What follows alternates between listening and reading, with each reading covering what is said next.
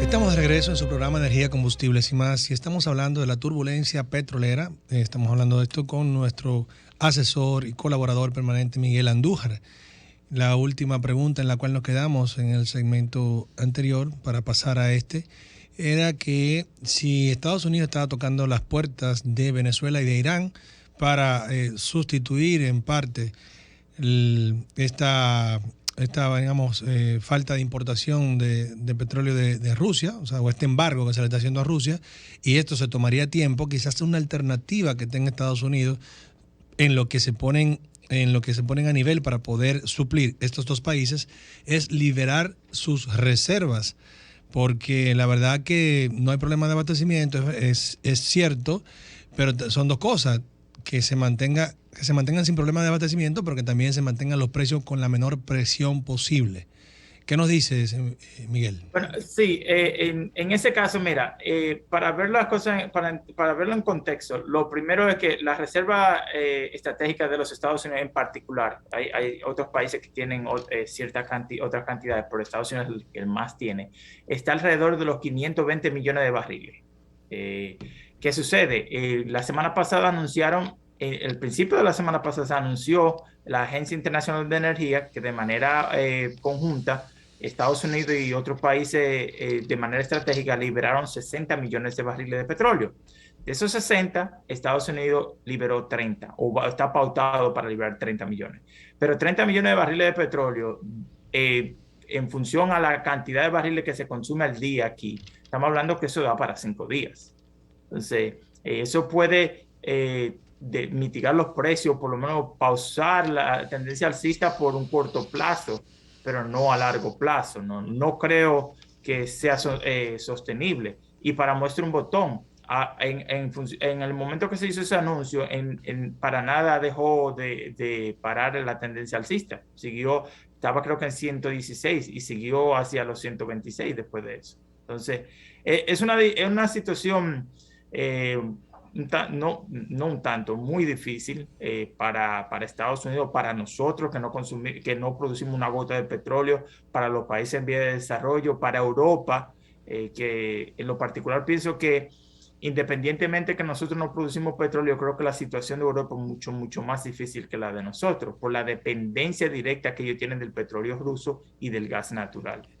Mira, algo también que quiero recordar, que creo que fue una buena estrategia y tiene su mejor despliegue en este momento, fue el seguro de cobertura para el gas natural Sí. contratado por el gobierno dominicano, algo histórico que nunca había hecho, algo muy importante, que ha sido un paso que lo has elogiado tú mismo desde que siempre Sí. por primera vez lo escuchaste. Si ahora mismo, si no tuviéramos el seguro de cobertura, llamado en inglés hedge, si no lo tuviéramos como país, pues estuviéramos en un alto riesgo de que la factura eléctrica sufra mucho. ¿Por qué? Sí.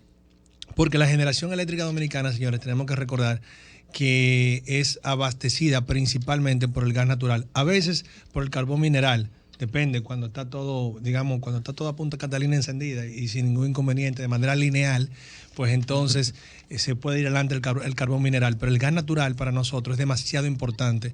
Y más aún con todos los proyectos de gas natural que están en carpeta, que están iniciando, que fueron aprobados ya con sus acuerdos definitivos.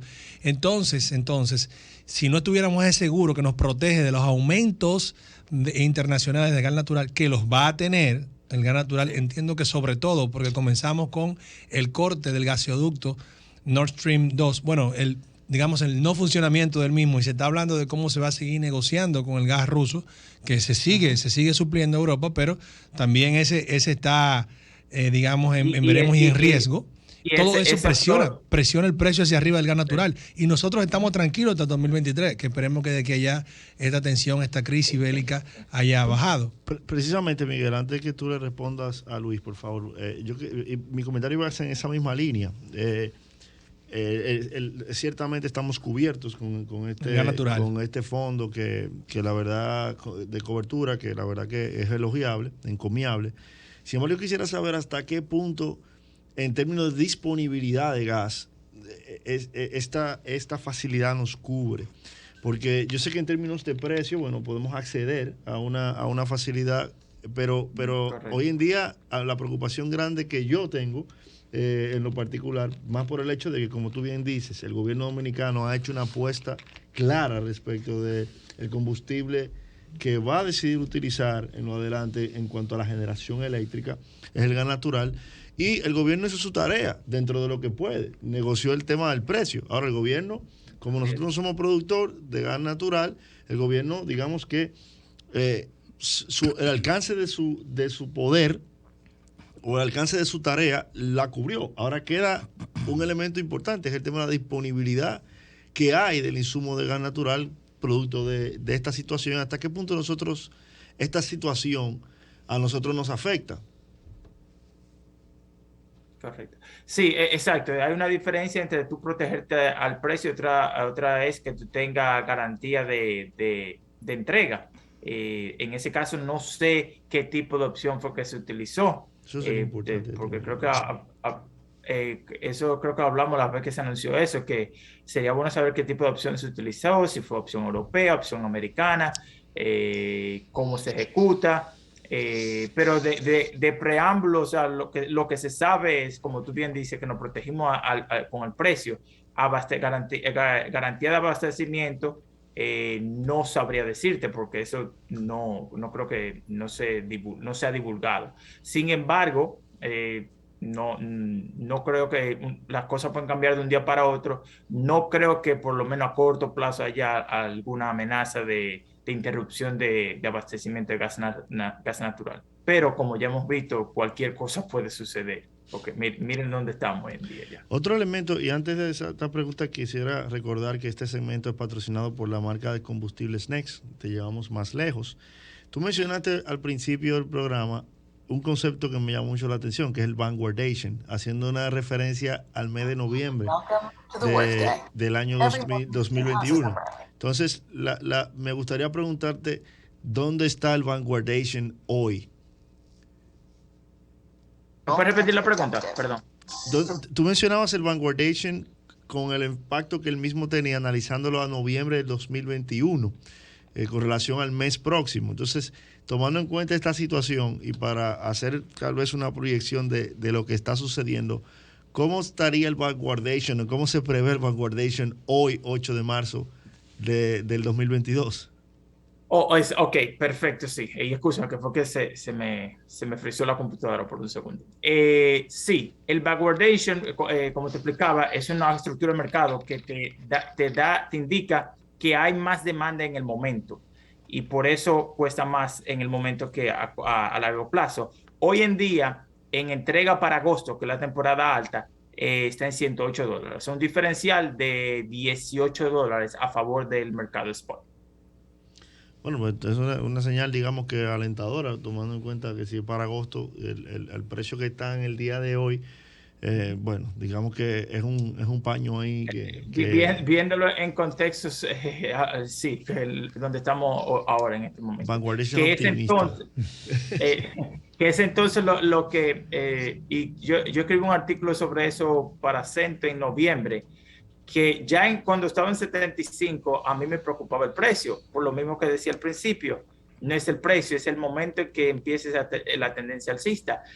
Y decía en ese momento, y creo que aunque suena un poco descabellado en este momento también, que las desgracias de hoy en día pueden ser la oportunidad de mañana. Y eso aplica hoy en día. Si bien es cierto que tenemos un petróleo en $126 por barril, muy bien podríamos hacer operaciones similares a las que se está haciendo con el gas natural para el petróleo para entrega en agosto, porque ahora mismo está en 108.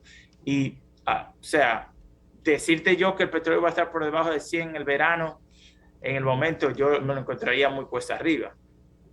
Sí. Mira, Luis decía algo muy importante y de verdad por lo que hay que darle seguimiento. Como todos saben, aquí la tarifa eléctrica se ha comenzado a liberalizar en cuanto a sus componentes. El componente más importante de la tarifa eléctrica es el costo de compraventa de energía, y en el costo de compraventa de energía el componente más importante es el costo del combustible puesto en planta. Entonces, al final de cuentas, el seguimiento que se le pueda dar al gas natural es muy importante por el hecho de que la República Dominicana ha apostado a que ese sea el combustible alterno al renovable, digamos, en cuanto a la materia de su generación. Hemos lanzado 3 licitaciones, de las cuales todavía no se ha avanzado en cuanto a las etapas digamos que de selección de ofertas. Por lo tanto, digamos, estamos en un momento de encrucijada que es necesario vivir dándole seguimiento a esta situación, y por eso la participación de Miguel cobra una relevancia trascendental en el día en que nos está colaborando.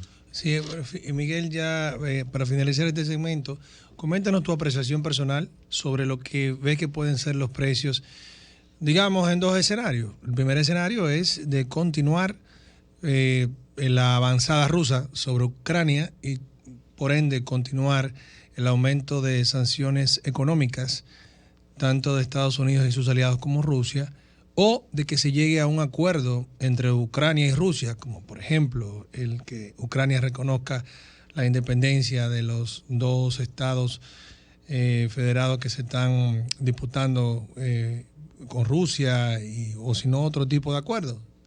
¿Cómo ves que se pueden mover los precios en esos 2 escenarios? Sé que esto es muy difícil, pero digamos en el próximo mes. Es que yo todavía no concibo. Bueno, yo creo que fue con Luis que yo compartí el video, Luis, del movimiento de $10 en 2 minutos. Sí. Yo todavía no concibo eso, pero en el peor de los casos, y vuelvo y repito, no me gusta hacer vaticinio por cosas como esta, que son demasiadas variables que hay en juego, y cualquier elemento puede distorsionar los precios. Pero en el peor de los casos, y me voy aquí a apoyar en los documentos del reporte financiero del Chase, del JP Morgan, su división financiera, en el peor de los casos, yo diría que podríamos pasar los $150, que fue el punto máximo del 2008, que fue 147,8 centavos. Ese es el peor de los casos. En el mejor de los casos, como tú dices, que se llega a un acuerdo, que inclusive sin llegarse a un acuerdo, que Estados Unidos haga un rejuego con el nuevo abastecimiento de petróleo, Irán, Venezuela, los offshore de los mismos Estados Unidos, puede que bajemos a los $100 y tal vez por debajo de los $100. No sé si te fijas, los 2 diferentes rangos, 160, 150 y 100. O sea, ese es el nivel de incertidumbre y de locura que tienen hoy en día los mercados. Bien, estamos pasado de tiempo. Ahora, quisiera también que le comente al Radio Escucha tu opinión de qué pudieran ser una medida que tome el presidente de los Estados Unidos ante los incrementos de los precios locales en dicho país, porque ahora mismo, Miguel, se están registrando unas subidas bastante grande. De eso voy a hablar al final cuando hable de los datos breves de cómo están los precios en los Estados Unidos. O sea, esto es algo que los Estados Unidos están sufriendo muchísimo. ¿Qué pudiera ser, qué tú crees que va a hacer el gobierno norteamericano para paliar esta situación en los bolsillos de los norteamericanos? Honestamente, lamentablemente sería un asunto de apostar a lo que se le dice destrucción de la demanda, que llega un punto que el consumidor rechaza el precio. No creo que tenga otra salida.